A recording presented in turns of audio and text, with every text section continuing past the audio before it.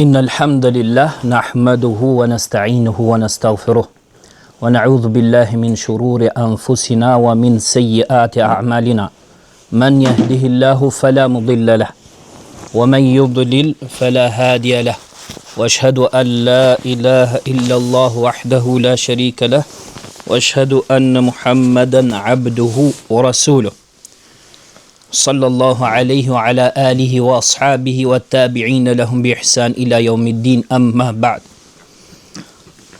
Të gjitha lavdërimet I takojnë Allahut subhanahu wa taala, atë lavdërojmë, ndihmë dhe falje vetëm prej Tij kërkojmë. I kërkojmë mbrojtje Allahut nga keqja veteve tona dhe punëve tona.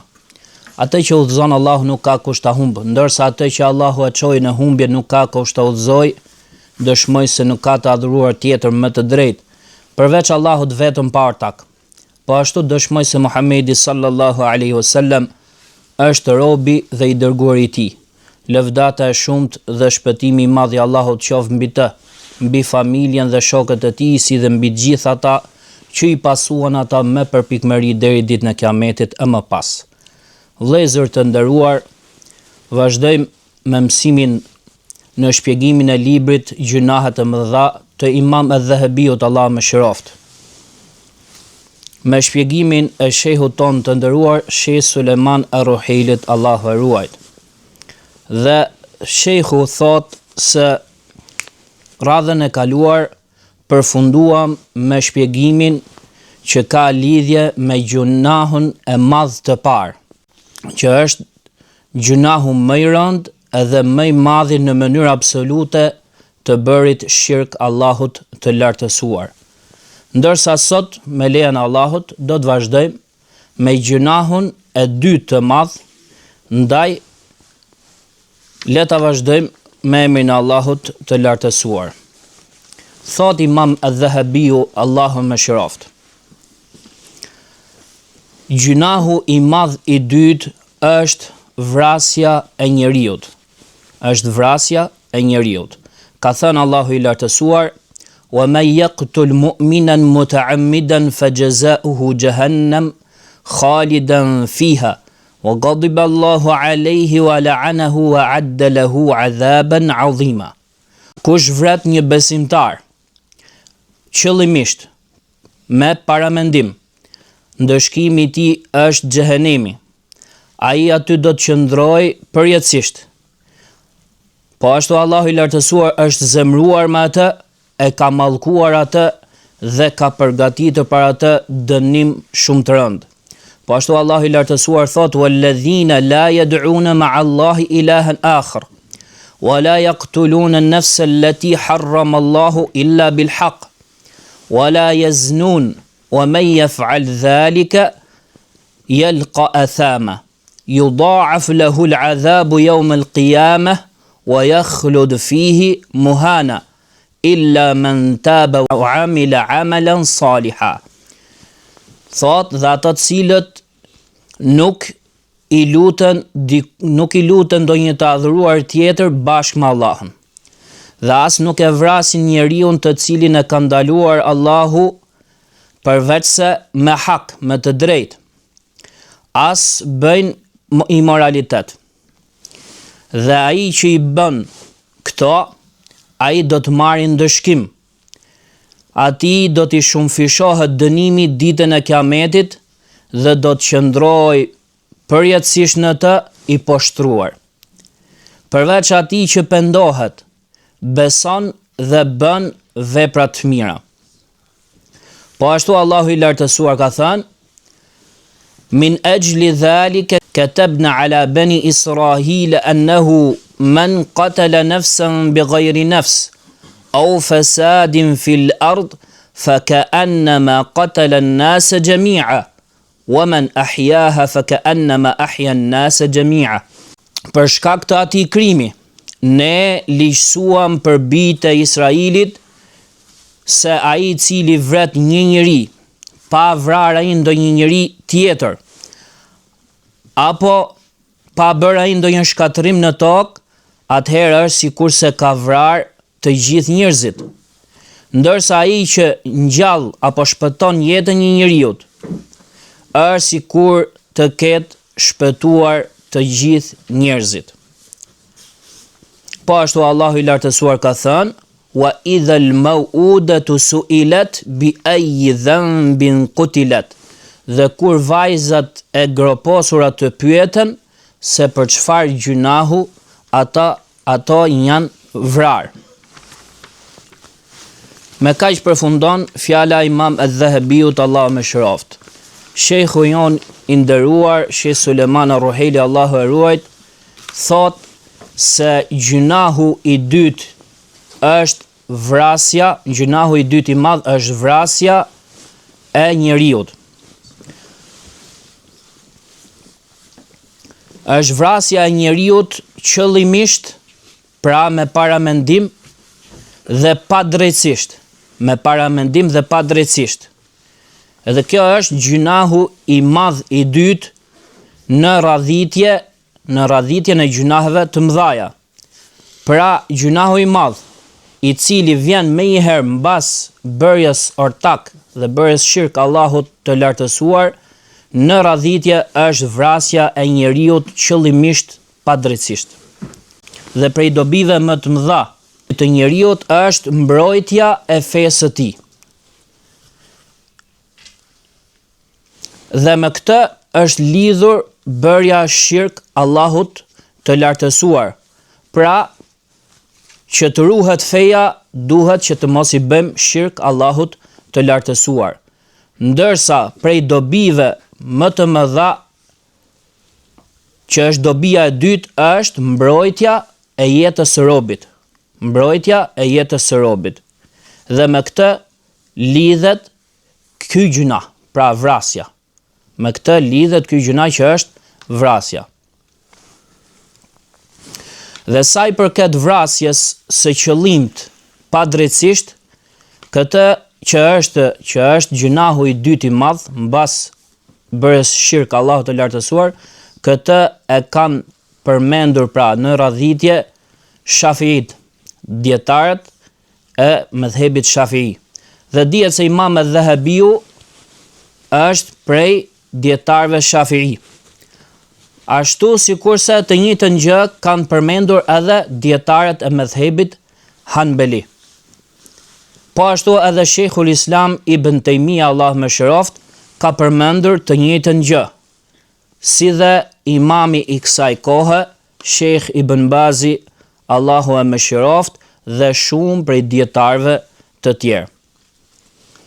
Dhe sa I përket vrasjes, vëllezër të nderuar, vrasja është marrja e shpirtit të mbrojtur. Marrja e shpirtit të mbrojtur, pra që nuk lejohet të vritet.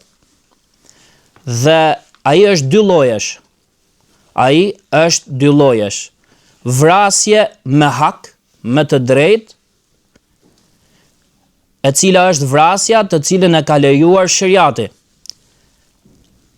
Ashtu si kurse është vrasja qisasan, pra që bëhet vrasja atij personit që ka vrarë dikë tjetër, në të njëjtën mënyrë siç ka vepruar ai. Pra dhe për atë që e ka bërë pra shariati dhe ka lejuar shariati për një gjë të tillë. Po ashtu sikurse është dhe vrasja që bëhet duke mbrojtur veten apo dikë tjetër, ose duke mbrojtur nderin apo pasurinë, dhe kjo bëhet fjalë atëherë kur I bëhet obligim individual vet personit. Mirë, po kjo nuk futet tek tema për cilën neve po flasim sot, që futet tek gjunahu I madh I dytë, që është vrasja e qëllimt padrejtësisht. Ndërsa lloji I dytë I vrasjes është vrasja me pa të drejtë. Dhe ajo është vrasja të cilën nuk e ka lejuar shariati I Allahut. Kjo lloj vrasje, pra vrasje me pa të drejtë, është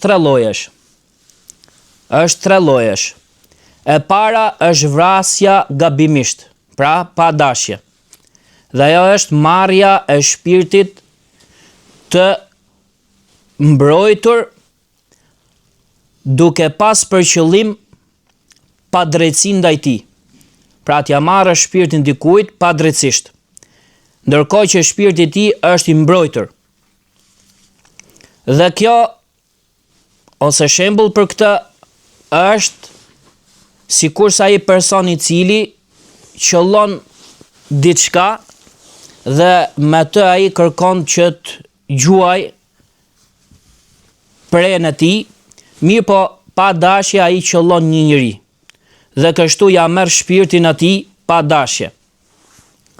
Apo ashtu sikur se ndodh në kohën tonë sot, sikur se është shtypja me makinë apo aksidentet që ndodhin me makinë, nga se personi, pra shoferi, nuk ka për qëllim që ta shtypi personin në rrugë. Dhe kjo është vrasje e pa qëllim, gabimisht, aksidentalisht. Edhe kjo nuk futet tek ne, tek vrasja e qëllimit padrejtisht. Vrasja e dytë, lloji i dytë, është vrasje e cila i përngjason vrasjes së qëllimit, vrasjes së paramenduar. Dhe ajo është që njeriu të synoj padrejtisht që ta vrasi njeriu të cilin është ndaluar të vritet, që është i mbrojtur, me diçka që në të shumtën e rasteve nuk ndodh që t'i shkaktoj atij vdekjen. Pra vrasje që përngjason vrasjes së qëllimit, që bëhet me diçka që ti e qëllon atë, por se zakonisht nuk ndodh që ai të vdesi për shkak të saj.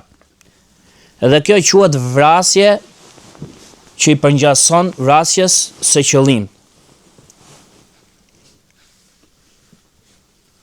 Pra, njeriu në këtë rast synon që ta godasi dhe ta qëlloj personin, mirë po nuk ka për qëllim që ta vrasë atë. Dhe argumenti për këtë është se zakonisht ai qëllon me diçka që nuk shkakton vdekjen. Sikur se ndodh për shkak që dikush godet dikë tjetër me një shkop që i cili nuk shkakton vdekjen, si të thuash me një thupër. Apo me një gur të vogël i cili nuk shkakton vdekjen. Dhe kjo është quhet vrasje që i përngjason vrasjes së qëllimit. Dhe këtë lloj vrasje e kanë miratuar shumica e dietarëve, pra shumica e medhhebit Hanefi, Shafi'i dhe Hanbali. Këtë e kanë përmendur ato dhe e kanë konsideruar si një lloj me vete i vrasjes. Ndërsa medhhebi Maleki e përmendin atë në një, si thush, në një aspekt veçantë të vetëm. Pra ky lloj prej gjunaheve të prej gjunaheve të mëdha. Mirë po nuk është më i madhi i gjunaheve të mëdhaja. Pra ky lloj gjunahu është prej gjunaheve të mëdhaja të cilën e kam përmendur një sër dietarësh, sepse në të është qëllimi për ta cënuar të tjetrin ose për t'i shkaktuar atij dëm. Mirë po nuk është pra prej më të mëdhave të gjunaheve të mëdha.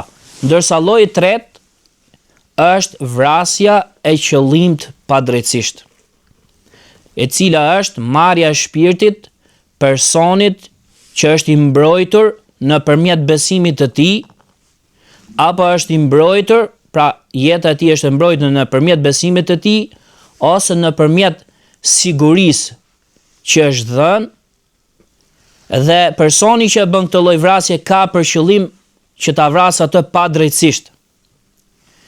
Prandaj që ai person i cili bëhet musliman, atij i ruhet gjaku dhe nuk i merret jeta përveç se me hak, përveç se me të drejtë. Sa i përket sigurisë që është dhënë personit dhe që nuk lejohet të vritet për shkak të kësaj sigurie, siguria bëhet fjalë që çdo mosbesimtar që është siguruar nga ana e muslimanëve, atëherë shpirti i tij ose si thush jeta e tij bëhet e mbrojtur, pra nuk lejohet vritet. qoftë kjo siguri që është dhënë atij nëpërmjet një marrëveshje që ka ndodhur midis muslimanëve dhe mosbesimtarëve, ku ato japin gjizjen dhe u lejohet jetojnë në vendet muslimane, apo qoftë kjo duke e siguruar qoftë edhe një musliman i vetëm. Pra i thot, eja tek unë sepse ti je i siguruar. Kështu pra, nëse një person, qoftë edhe një musliman i vetëm, në një shtet musliman, i thot një mosbesimtari që ti je i siguruar dhe je në mbrojtjen time, atëherë ky mosbesimtar nuk lejohet të vritet, qoftë edhe nga prisi i atij vendi, sepse është siguruar nga muslimani dhe kjo siguri vlen për gjithë shtetin që mos ta cenojnë këtë siguri të jetës së tij. Apo thot shehu, ruhet pra jeta e atij mosbesimtari edhe në ato raste kur midis muslimanëve dhe midis një shteti jo musliman ka marrëveshje për paqe, nga se jetët e atij vendi konsiderohen të mbrojtura. Pra jetët e mosbesimtarët e atij vendi konsiderohen të mbrojtura. Thot shehu, duke shtuar këtu, se në këtë mesele futet edhe muslimani i cili futet në vendet jo islame apo në vendet e kufrit me marrëveshje apo si thush me kontrat nga ana e mosbesimtarve. Sikurse është ajo që sot quhet viza. Sikurse ja është viza që merr ti sot kur futesh në vendet e kufrit. Kështu ti futesh nëpërmjet vizës në vendet e kufrit me lejen e tyre. Kështu me këtë vizë që merr ti nga ana e tyre, ti i jep besën e tyre se nuk do të bësh vepra armiqësore dhe agresive ndaj tyre.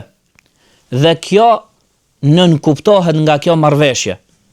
Pra me marrëveshje që quhet e heshtur, e cila nënkupton një gjë të tillë. Pra, jetët e tyre në këtë rast, në momentin që merr ti vizën, janë të mbrojtura, nuk lejohet që ti cënosh. Po ashtu është edhe ajo që është në kohën tonë që quhet al-muwatana, që quhet bashkëjetesa në një vend caktuar, pra të jetosh ti dhe një mosbesimtar në një vend të caktuar. Dhe mos ta ngatrojmë me harmoninë fetare.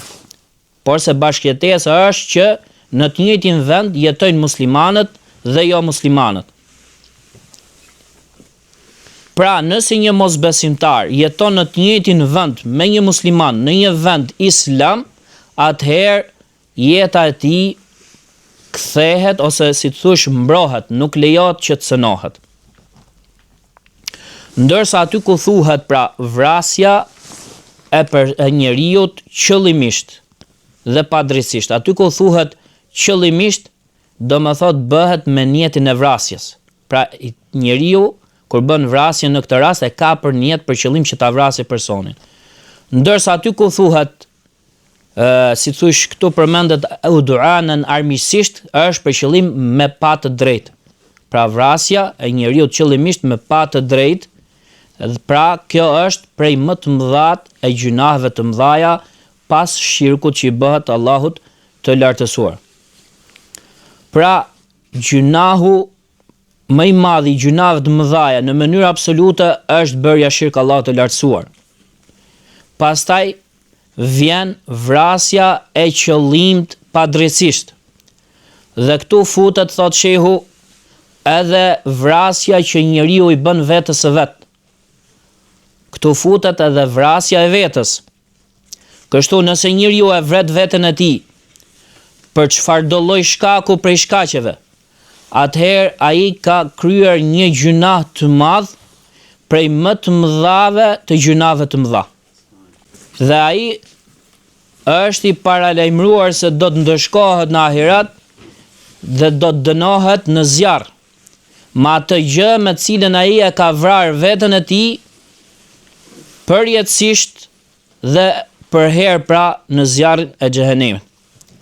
Po ashtu këtu futet edhe vrasja e njeriut, vrasje që njeriu i bën dikujt tjetër qëllimisht dhe padrejtisht.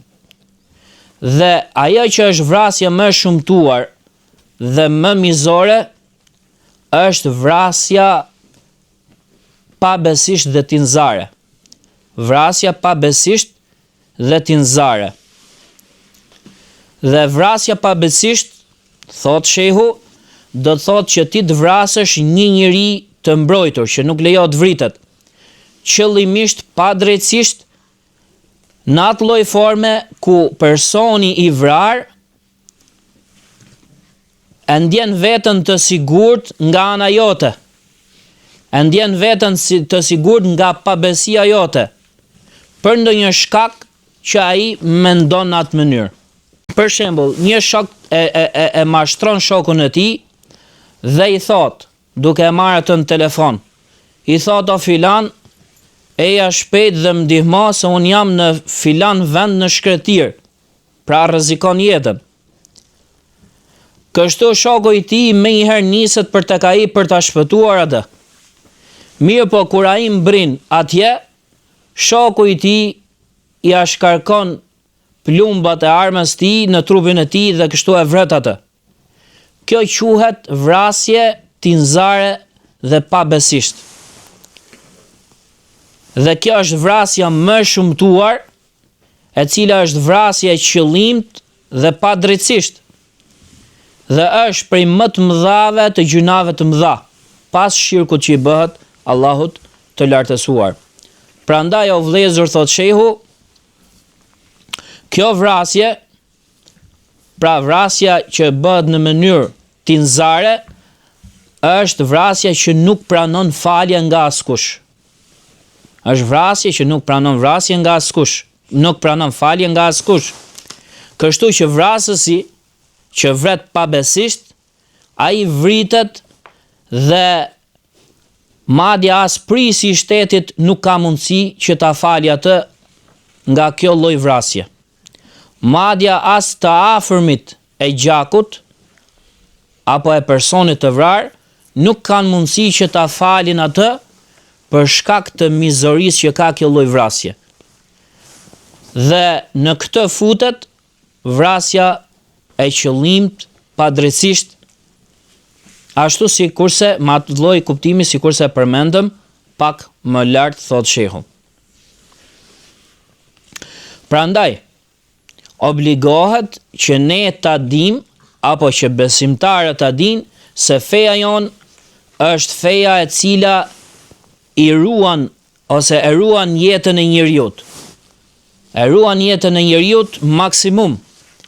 Dhe në fen ton nuk vritet askush përveç atij që meriton vrasjen me një sistem të përpikt i cili realizon drejtësinë dhe e ndalon armiqësinë dhe padrejtësinë. Dhe se guximi për të kryer vrasje, pra për derdhur gjakun, është një guxim i madh nga ana e tyre, pasi domethënë nuk e dim se si mund ta marrin ato këtë lloj guximi, pasi ne do të gjejmë tani ajete kuranore të cilat tregojnë domethënë dënimin e rënd që ka vrasja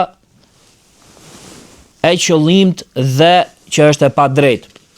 Ndaj Allahu i lartësuar ka thënë: "Wa man yaqtul mu'minan muta'ammidan fajaza'uhu jahannam khalidan fiha wa ghadiba Allahu alayhi wa la'anahu wa a'adda lahu 'adhaban 'azima." Dhe kush vret një besimtar qëllimisht, dënimi i tij apo ndëshkimi i tij është xhehenemi, në të ai do të qëndrojë përgjithmonë Madje Allahu është zemruar me të, e ka mallkuar atë dhe i ka përgatitur atij dënim shumë të madh. Thot shehu se ky është një paralajmërim shumë i rëndë nga Zoti ynë i fuqishëm hakmarrës për vrasjen e besimtarit qëllimisht, se dënimi i vrasësit është xhehenemi, në cilin ai do të qëndrojë përgjithmonë në një dënim shumë të madh. E shoqëruar me zemrimin e Allahut ndaj tij, po ashtu e shoqëruar dhe me dëbimin që Allahu i lartësuar i bën atij nga mëshira e vet. Pra ky është dënimi i këtij krimi. Dhe kjo kërkon që personi pra vrasësi të dënohet me këtë lloj dënimi. Mirë po tauhidi që ka njeriu është pengesë që njeriu të përfundojë përjetësisht në zjarrin e xhehenemit. Pra, nëse një besimtar bën një vrasje të tillë, mirë po ka tauhidin pra të pastër, atëherë ky tauhid vlen për të që ta shpëtoj nga qëndrimi përjetësisht në zjarrin e xhehenemit. Kështu,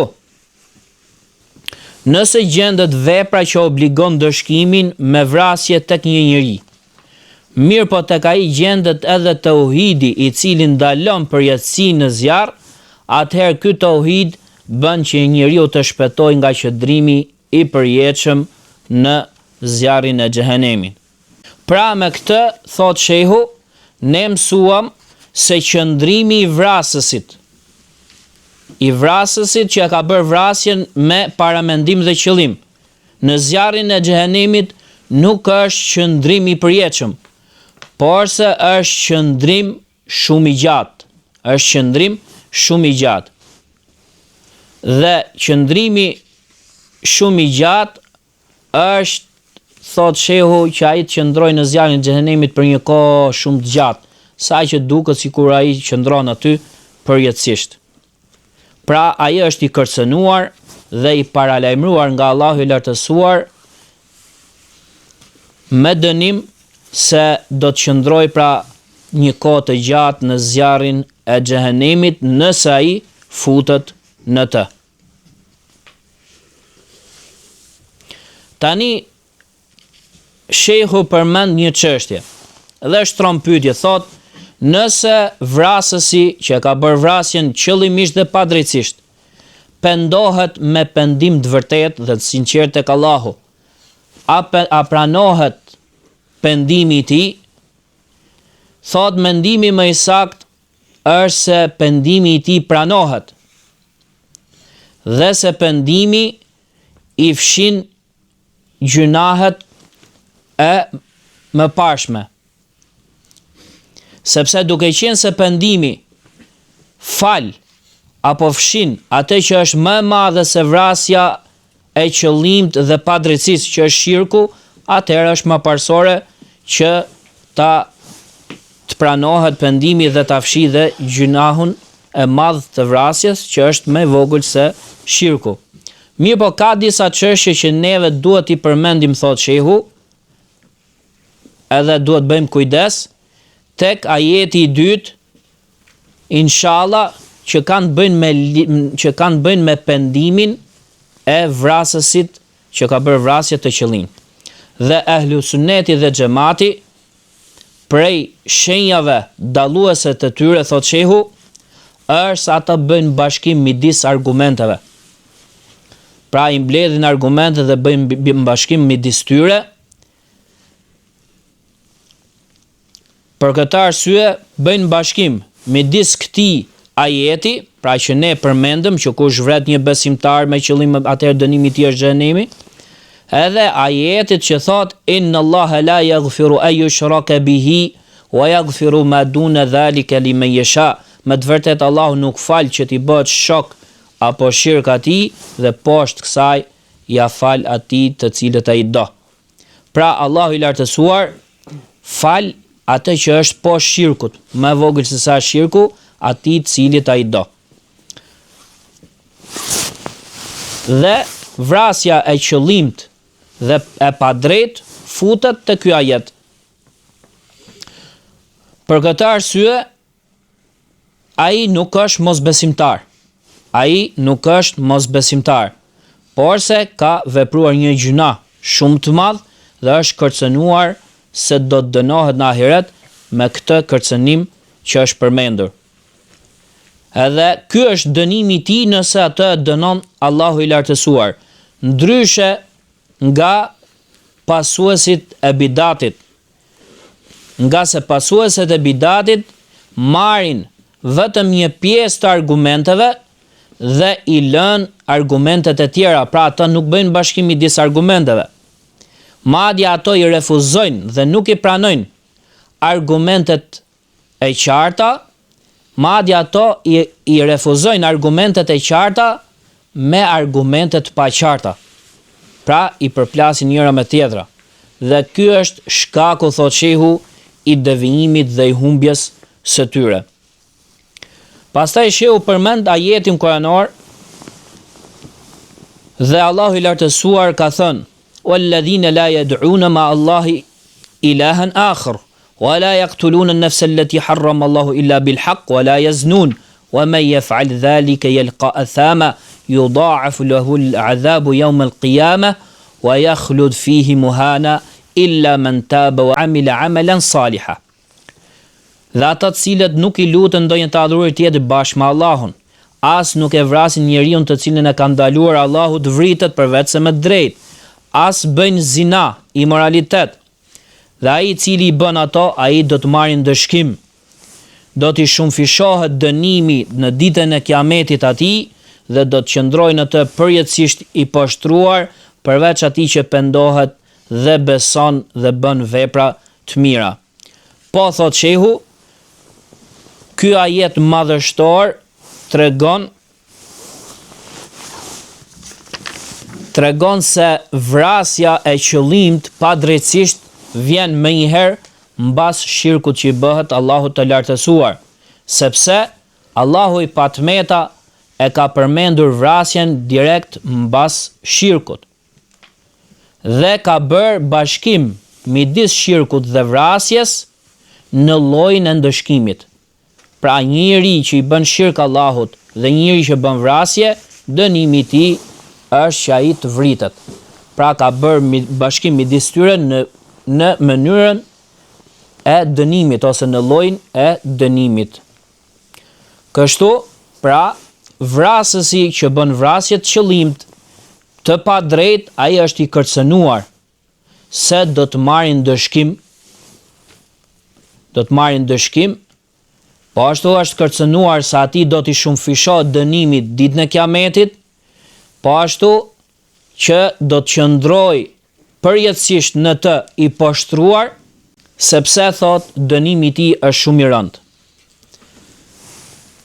Dhe çdo kush që dënohet në zjarr, thot shehu, ai është i poshtruar. Mirë po, ata dallojnë nga njëri tjetri në këtë poshtrim.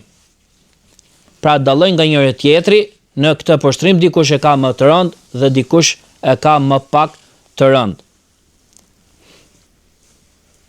Pra ai është, thot shehu, aty përgjithmonë, ai do të qëndrojë aty për një kohë të gjatë, por se jo përjetësisht.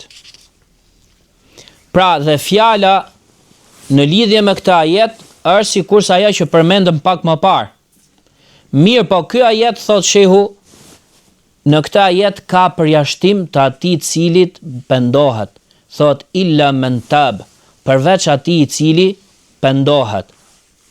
Mirë po, vrasësi që ka bërë vrasje të qëllimt dhe të padrejt, a ka pendim për të?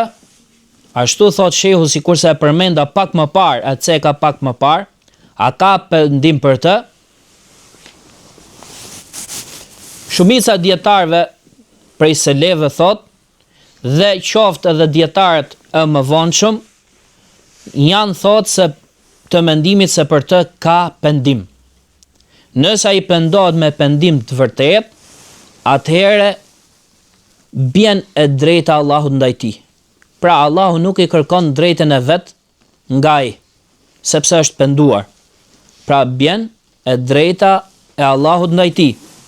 Mirë po mbetet e drejta e të afërmëve dhe familjarëve të personit që është vrarë, pra të gjakut. Nëse ky vrasësi e dorëzon veten e tij dhe familjarët marrin hak ndaj tij dhe e vrasin apo e dënojnë, e ndëshkojnë me atë gjë që me cilën ai ka kryer dënimin, apo e falin atë, atëherë bie dhe e drejta e familjarëve ndaj tij. Nëse dorëzon veten dhe ata e falin, atëherë bie e drejta e tyre dhe ditën e gjykimit nuk kanë se çfarë të marrin më ndaj tij. Ose nëse e vrasin atë.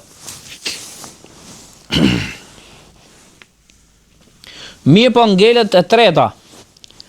Thot shehu, angelet kërkes apo e drejt për të marrë hakun e vet personi i cili është vrarë ditën e Kiametit, pra angelet e drejta këtij që ditën e Kiametit të kërkoj hakun e vet, duke qenë se kjo është penduar tek Allahu. Disa, thot shehu, prej dietarëve kanë thënë se e drejta e këtij ngelet. Pra ngelet edhe pse ai është penduar. Kështu ditën e gjykimit i vrari do të kërkoj nga vrasësi të drejtën e tij dhe do të hakmerret. Mirë po hakmarrja ditën e gjykimit do të bëhet në atë mënyrë, në atë formë ku vrasësi do t'japi nga të mirat e tij dhe ja japi personit cilit e ka vrarë.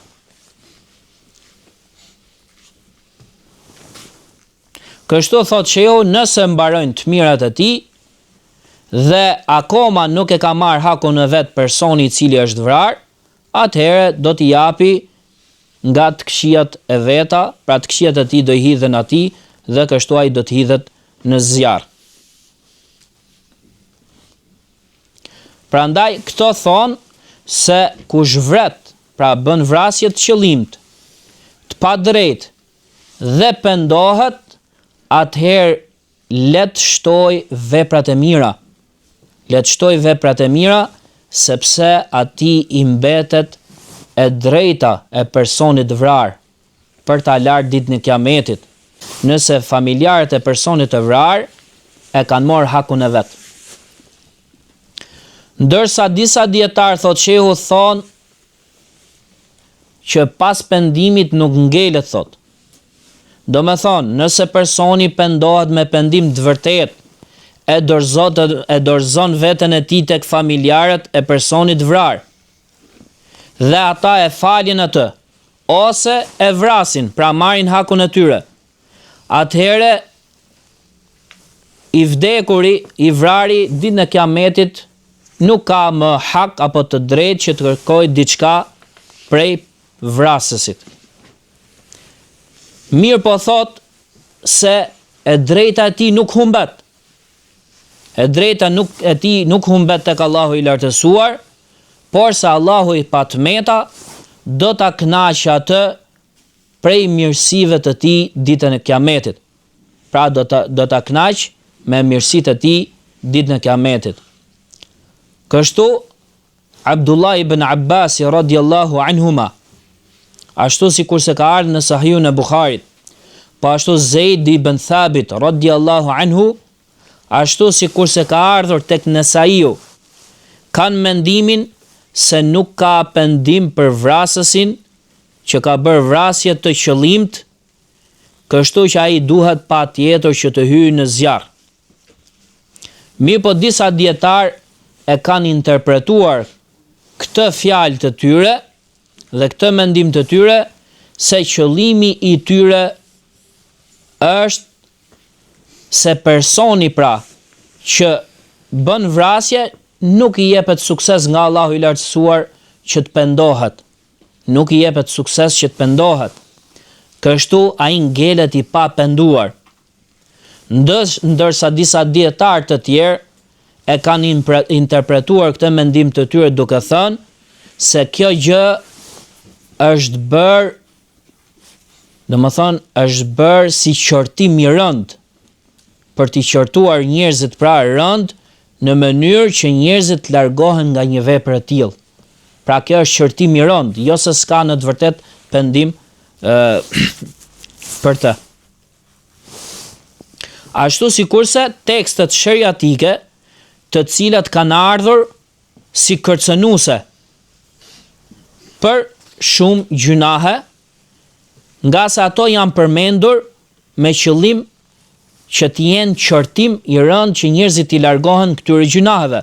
Dhe ato përmenden, thot shehu, ashtu sikurse ato kanë ardhur, pa ju dhënë shpjegim dhe pa ju dhënë interpretim, përveç se në raste kur bëhet fjalë që po u mëson të tjerëve apo kur lypset nevoja me i shpjegu ato. Përndryshe ato përmenden ashtu sikurse kanë ardhur me qëllim që njerëzit të tremben dhe mos t'i bëjnë ato krime dhe gjuna që janë të rënda.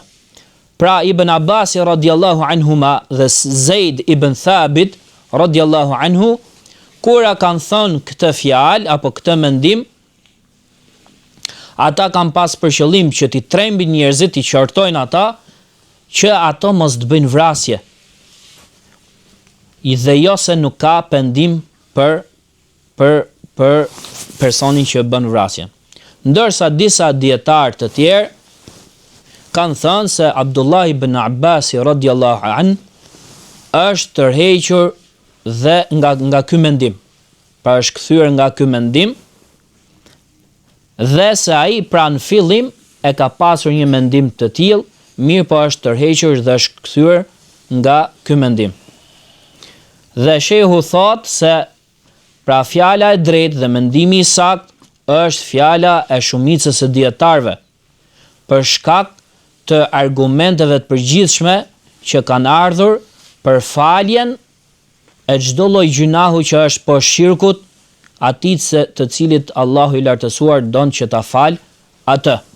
Po ashtu thot edhe për shkak të teksteve që kanë ardhur për pranimin e pendimit. Po ashtu thot shehu edhe për shkak të fjalës së pejgamberit sallallahu alaihi wasallam, i cili ka thënë: "Bayi'uni ala an la tushriku billahi shay'a, wala tasriqu, wala taznu, wala taqtulu an-nafsa allati harrama Allahu illa bil haqq. Faman waffa minkum fa ajruhu ala Allah, wa man saba min dhalika shay'a fa'uqiba bihi fi ad-dunya fa huwa lahu kaffara." Muttafaqun alayh. Thot pra pejgamberi alayhis salam, më jepni besën se nuk do t'i bëni shirk Allahut asgjë. Nuk do të vidhni, nuk do të bëni imoralitet, nuk do ta vrisni njeriu të cilin e ka ndaluar Allahu që të vritet përveç se me të drejtë. Ai i cili i përmbush këto prej jush, atëherë shpërblimi i tij i takon Allahut. Ndërsa ai i cili bën diçka prej tyre dhe dënohet për shkak të tyre në dunja, atëherë ky ndëshkim është pastrim dhe shlyerje e këtij gjunahut për të. Është pastrim për të dhe falje për të. Pra ajo që është argument këtu tek fjala e pejgamberit sallallahu alaihi wasallam, është aty ku thotë që ai i cili vepron pra diçka apo ndonjë gjë prej tyre dhe dënohet me të për shkak të saj në dunja, atëherë ajo është thot pastrim. Pra moment që ai ndëshkohet në dunja, ajo është pastrim për të, dhe kjo tregon që atij është pranuar pendimi. Pra nëse vrasës i pendohet dhe dorëzon veten e tij tek familjarët e personit vrar, dhe ata e ndëshkojnë atë apo e falin atë, atëherë kjo gjë është pastrim për të. Po ashtu, argument thot shehu është dhe hadithi i cili tregon për atë personin që ka vrarë 100 veta. Dhe ky hadith tregon se Dhe është argument se pendimi pranohet. Dhe këtë thot, po ashtu e përforcon o vëllezër, thot shehu, se Ibn Abbasi radiallahu anhuma, kur e pyeti një burr se a ka pendim prej vrasjes që është bërë pa drejtësisht, atëherë Abdullah ibn Abbasi radiallahu anhuma i tha atij, a e ke nënën gjallë? Ai tha, jo, nuk e kam. Ndërsa Abdullah ibn Abbasi i tha atij radiallahu anhuma, atëherë pendohu tek Allahu dhe afrohu tek ai sa të mundesh. Pendohu tek Allahu dhe afrohu tek ai sa të mundesh. Kështu pyetsi iku, mirë po kur iku pyetsi, Abdullah ibn Abbasi radiallahu anhuma u pyet, përse ti e pyet atë për jetën e nënës tij? Do më thonë, çfarë lidhje ka jeta e nënës tij, është gjallë apo jo, me vrasjen e padrejt që ka bërë për shembull. Atëherë Abdullah ibn Abbasi radiallahu anhu tha, inni la a'lamu amalan aqrabu ila Allahi azza wa jall min birril walida. Unë nuk di ndonjë vepër që t'jetë më afër tek Allahu se sa respektimi i nënës dhe bamirësia ndaj nënës. Dhe këtë ka transmetuar Imam Buhari në librin e tij Al-Adab Al-Mufrad, ndërsa Sheikh Al-Albani, Allah më shëroft, ka thënë se është i saktë këtë transmetim sipas dy kushteve të dy dietarëve. Thot shehu, pra vëllezër, thot, shikoni se Abdullah ibn Abbas radiallahu anhuma, i cili ka transmetuar, nga i cili është transmetuar ky transmetim, pra ky transmetim i saktë, ka thënë se nuk ka pendim pra për vrasësin qëllimisht, ndërsa këtu ka udhëzuar që njeriu të pendohet. Dhe në këtë transmetim madhështor ka dobi madhështore, e cila është se ai person i cili bën një gjunah të madh, një gjunah për gjunave të mëdha, atëherë ai duhet që të bëj vepra të mira të mëdha, bashk duke shoqëruar këto bashk me pendimin tek Allahu i lartësuar dhe duke respektuar prindërit, që respektimi i prindërve është prej veprave më të mëdha, prej të veprave të mira, të cilat e kënaqin Allahun e lartësuar, dhe nuk ka dyshim se ai i cili të është dhënë pra sukses, ai përpiqet dhe kujdeset që t'i kënaqë prindërit e tij, sepse ai me këtë gjë kënaq Allahun e lartësuar dhe afrohet tek ai me diçka që është më e dashur tek Allahu i patmeta. Për këtë Abdullah ibn Abbas radiallahu anhuma ka thënë, unë nuk di ndonjë vepër më të afërt tek Allahu se sa respektimi i nënës. Dhe nëna është më parsore, thot shehu, që të respektohet, dhe ajo e ka hakun më të madh që të respektohet dhe t'jesh bamirëse ndaj saj. Jo se nuk respektohet babai, por se jepet përparësi nënës për shkak të shumë gjërave që neve nuk është se kemi shumë kohë t'i përmendim ato. Më pas shehu nxit që ne të sillemi mirë me prindërit, të kujdesemi që mos t'i mërzisim ato dhe që t'i japim përparësi bërjes së veprave të mira. Atëherë përfundojmë me kaq dhe vazhdojmë radhën tjetër. Sallallahu ala nabina Muhammad wa ala alihi wa sahbihi ajma'in.